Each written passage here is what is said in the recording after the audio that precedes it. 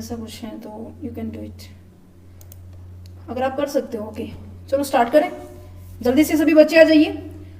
चलो तो आईटीसी के बारे में आज डिस्कस करने वाले हैं, मैचिंग, रिवर्सल एंड रिक्लेम के बारे में बात करेंगे, क्योंकि रिटर्न कैसे फाइल करते हैं ये सब हमने डिस्कस कर लिया, राइट। यहाँ पर हमने डिस्कस किया, तो जल्दी से हम इस पॉइंट को डिस्कस कर लेते हैं, जो कि हमारा नेक्स्ट चैप्टर है। बहुत ही छोटा सा चैप्टर है, उम्मीद कर रही हूँ 10 से 20 मिनट के अंदर ही हमारा पॉइंट सारा क्लियर हो जाएगा। सबसे पहले आपको आईटीसी के बारे में पता होना चाहिए। आईटीसी की फुल फॉर्म क्या है जो आपको याद रखनी है, इनपुट टैक्स क्रेडिट। मींस कि जो आपने इनपुट, मान लीजिए आपने कोई सामान खरीदा, मैं कह रही हूँ कि जो मिस्टर राम है, मिस्टर एक्स ही राम है, मिस्टर एक्स जो है, इन्होंने सामान खरीदा, रॉ मटेरियल खरीदा, और उस खरीदे हुए सामान को हम क्या कहेंगे, इनपुट कहेंगे। और इस इनपुट के ऊपर हमने जो टैक्स दिया उसे हम क्या कहेंगे, इनपुट टैक्स कहेंगे, ठीक है। जो कि हमारे ई कैश लेजर के अंदर, ई कैश लेजर के अंदर ये क्या होता है, क्रेडिट होता है ना। समझा हुआ है, चैप्टर नंबर 12 में, आईटीसी के अंदर 12 में कंप्लीट डिस्कस किया था कि कैसे हम क्लेम करेंगे, कब क्लेम करेंगे, कितना क्लेम करेंगे, कौन कौन कर सकता है, इन सब के बारे में डिस्कस किया था, ठीक है।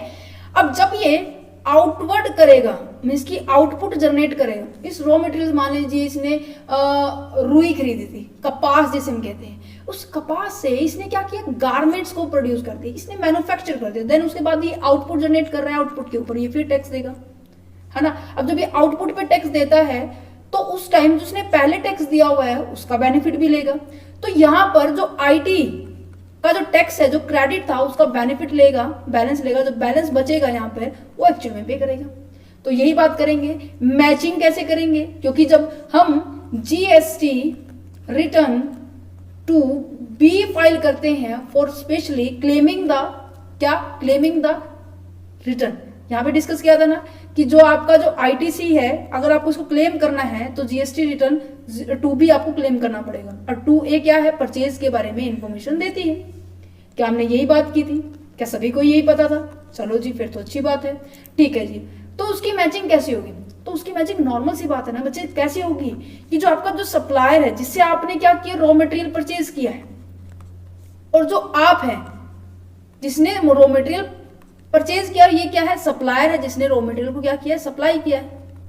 आप क्या है, रेसिपिएंट है, जिसे हम क्या कर सकते हैं, बायर भी कहेंगे, राइट। जब यहां पर बात की जाती है, ये भी रिटर्न फाइल करेगा भाई, आप भी रिटर्न फाइल करोगे, क्योंकि इसे भी आईटीसी लेना है, आपको भी आईटीसी लेना है ना। और इसकी जो रिपोर्ट होगी ना, report number GST return 2A में वही डाटा नजर आएगा जब ये जीएसटी रिटर्न ए में शो करेगा। जीएसटी रिटर्न ए शो किस लिए होती है कि जितनी भी आपने सेल करी है, और सारी की सारी सेल यहाँ पे रिप्रेजेंट करेगा, उन सभी के बारे में इंफॉर्मेशन देगा, ठीक है। तो अगर इसकी जो भी सामान इसने खरीदा था, इसने यहाँ शो किया है, तो वो auto generated GST return 2A में इसके बारे में बता देगा कि आपने इतना परचेज किया है ना। अगर दोनों के दोनों मैच हो गए तो उसे बोलते हैं matching of the ITC. Matching that means कि आपने क्या कर दिया, उसको मैच किया है, देन वो फाइनली क्या कर सकते हो आप कि अब देखो, ये तो किसका फायदा उठाएगा कि आपने जो इनपुट पे क्रेडिट दिया उसका फायदा उठाएगा। ये किसका फायदा उठाएगा कि इसने जो पहले खरीदा हुआ था वो उसका फायदा लेने के लिए आईटीसी फिल कर रहे हैं, सॉरी जीएसटी रिटर्न फाइल कर रहे हैं। दैट्स इट, मैचिंग का मतलब यही है, ठीक है। नेक्स्ट आ जाता है रिवर्सल। रिवर्सल का मतलब क्या है, ये काफी सारा केस ऐसा भी तो होता है ना कि जो आईटीसी है, जो आपका जो बैलेंस है वो बचा हुआ था, मान लीजिए 80,000 रुपए, और आपने ले लिया भाई 1 लाख रुपए गवर्नमेंट से कि मेरा तो आईटीसी इतना बनता है, काफी सारे डॉक्यूमेंट दिखा के, वो वैलिड भी हो रहे हैं, ठीक है। वैसे ऐसा होता नहीं है, in case by the default ऐसा हो जाता है, तो गवर्नमेंट को ये अधिकार है कि जितना एक्सेस लिया है ना आपने 20,000 रुपए, उसको वापिस भी लेगी, और हाँ जितना ज्यादा लिया उसके ऊपर इंटरेस्ट भी आपसे वसूल करेगी। समझ में आ रहा है, समझ में आ रहा है। तो रिवर्सल का मतलब यही है, मीन्स कि जब क्या होता है, मिसमैच होता है टैक्स पेयर की रिपोर्ट से और जो सप्लायर की रिपोर्ट में, दोनों की रिपोर्ट में जब मिसमैच होता है तो उस केस में रिवर्सल का केस आ जाता है, ठीक है। रीजन ऑफ द रिवर्सल, कारण मैंने आपको यहाँ पे लिखे हुए हैं कि सबसे पहला रीजन क्या है रिवर्सल का, कि अगर आपने सप्लायर की पेमेंट नहीं की, मींस की एक खरीदार ने सप्लायर की पेमेंट 180 दिन से के अंदर अंदर नहीं की, तो उसे आईटीसी को रिवर्स करना पड़ेगा। मीन्स कि जब तक आप पेमेंट ही नहीं कर रहे भाई, आपने सामान तो खरीद लिया, आप ये कहते हो कि नहीं नहीं अभी नहीं देता, मीन्स कि 3 महीने के अंदर अंदर पेमेंट नहीं की, तो उस केस में आप आईटीसी क्लेम नहीं कर सकते हो, क्योंकि पहले सप्लायर की पेमेंट करो, देन उसके बाद आईटीसी की पेमेंट आप रिसीव कर सकते हो। दूसरा, अगर इनवॉइस में भाई गड़बड़ी है, दिखा कुछ रहा है, आपने खरीदा कुछ और का है, तो इस केस में भी रिवर्स का केस बन सकता है। तीसरी बात आ जाती है कि मैंने मान लो, ठीक है, शादी थी हमारे घर, शादी के टाइम पे मैंने कोई मान लीजिए मैंने कोई ज्वेलरी बुक की है, या फिर मैं कहूँगी मैंने सूट बुक किया है, ठीक है, तो उस टाइम मैंने बुक तो कर लिया, ऑन द स्पॉट मेरा प्लान चेंज हो गया, ठीक है, जो सूट था वो मान लीजिए 50,000 रुपए का था, जो मैं मान लीजिए मैं लहंगे की बात कर रही हूँ, लहंगा जो 50,000 रुपीज का था, तो ये नॉर्मल सी बात है, इसके ऊपर टैक्स भी लगेगा, जीएसटी भी लगेगी, सब लगेगा, है ना। और ऑन द स्पॉट मुझे ये लग रहा है कि नहीं, क्या करूंगी, इतने 1,000 रुपए का लहंगा लेके, तो मैं क्या कर रही हूँ, मैंने एकदम से सप्लाई कैंसिल कर दिया, ठीक है। जब सप्लाई हमारी कैंसिल होती तो उस केस में भी जो रीजन होता है रिवर्सल का, क्या आपको ये तीनों पॉइंट क्लियर हो चुके हैं जो अभी समझाए, ठीक है। अब यहां पर आ जाता है कि रिवर्सल ऑफ द आईटीसी का इंपैक्ट क्या बढ़ेगा। नॉर्मल सी बात है, आईटीसी वापिस जा रहा है, किसकी लायबिलिटी बढ़ रही है, किसको, जो जिसने भी टैक्स पे किया होगा उसकी लायबिलिटी बढ़ रही है ना, या किसी और की बढ़ रही है, नहीं ना, जिसने टैक्स पे किया होगा तो टैक्स पेयर की लायबिलिटी इंक्रीज बढ़ेगी। तो इंपैक्ट क्या होगा, reversal of the ITC is essential increasing the tax payer tax liability as the previous claim tax credit is no longer available. उससे ज्यादा जो है आईटीसी आपको नहीं मिलेगा in case of this very situation. Sometimes the discrepancies arise between the ITC showing the different GST return।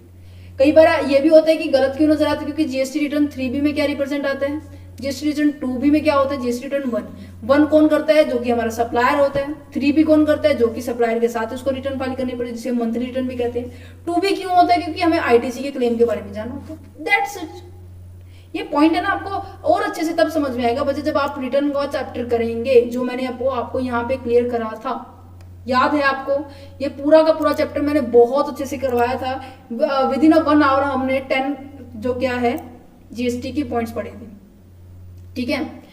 चलिए जी, When such discrepancies occur, scrutiny notice may be issued to the taxpayer। जब अगर इस तरह की जो हालात आ जाते हैं ना, जब डिपार्टमेंट कुछ देख रहे हैं, आप कुछ दिखा रहे हो, दोनों का मैच ही नहीं हो रहा, तो इस केस में जो डिपार्टमेंट जो प्रॉपर ऑफिसर है वो एक नोटिस इशू करेंगे, और वो नोटिस में आपको ये बताएंगे कि आपकी लायबिलिटी इतनी हो गई है, ठीक है। और वो नोटिस को कैसे इशू करेंगे, जीएसटी रिटर्न ASMT 10 के थ्रू। ओके जी, समझ में आ रहा है। देखो बिल्कुल छोटा सा कंसेप्ट है। अगर मान लो ये तो हो गया रिवर्सल का केस, इन केस यहाँ पे 2 सिचुएशन क्रिएट कर देती हूँ मैं, चलो यहाँ पे 2 सिचुएशन क्रिएट कर देती हैं। एक हमने पढ़ा रिवर्सल का, एक है यहाँ पर रिक्लेम का।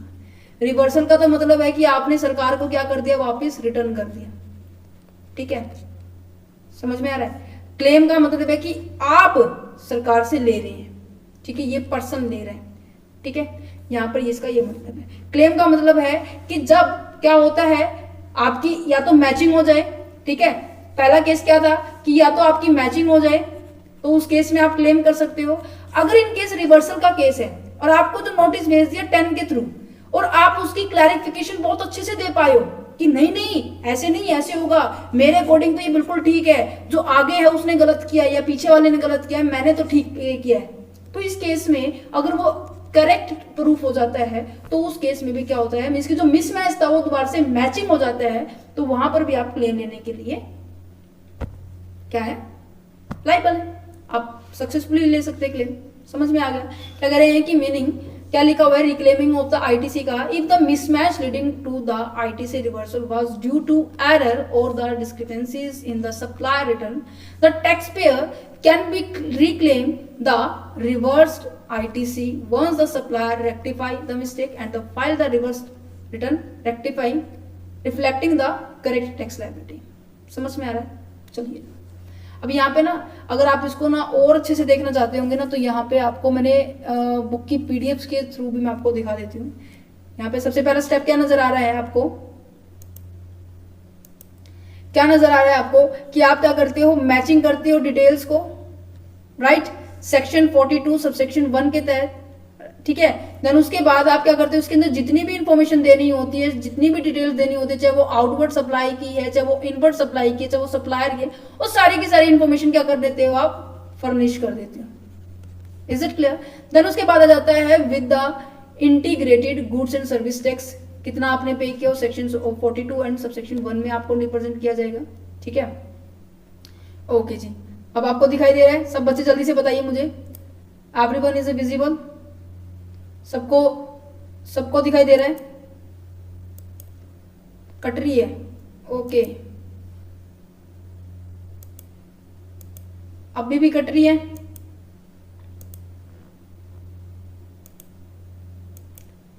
अब चलो, अब दिख रहा है। सुनो, सबसे ऊपर क्या लिखा हुआ है आपको, duplications of the claim regarding information देनी होगी। देन उसके बाद सीक्वेंस कॉन्सिक्वेंस क्या होंगे, मैचिंग के, मैचिंग होने के जो परिणाम है क्या होंगे। अगर मैच हो जाता है तो क्या होगा, आपको आईटीसी क्या मिल जाएगा। और उस मैच होने के बाद सिर्फ और सिर्फ किसके बारे में, किसको बताया जाएगा कि एक रिसिपेंट को बताया जाएगा कि आपकी जो इन्फॉर्मेशन है वो बिल्कुल करेक्ट है। इन केस वो मिसमैच नहीं होता, वो क्या है, किस केस में है, डिस्क्रिपेंसी के केस में है, तो उस केस में इंफॉर्मेशन दो पर्सन को दी जाएगी, जिसकी दोनों पार्टीज को दी जाएगी, एक तो सप्लायर को भी दी जाएगी और एक आपके रिसिपेंट को भी दी जाएगी। Is it clear? That means accepting and communicating the acceptance of the claim, claim को एक्सेप्ट करने के रिगार्डिंग आप कम्युनिकेट करेंगे, किसको, रिसिप्टेंट को। अगर क्लेम कम्युनिकेट, अगर आप क्लेम नहीं दे पा रहे हो, इसकी कहीं ना कहीं गड़बड़ है, तो आप दोनों पार्टीज को इन्फॉर्म करेंगे, ठीक है। यहाँ पे लिखा हुआ है जो अभी मैंने आपको समझाया। Is it clear? समझ में आ रहा है?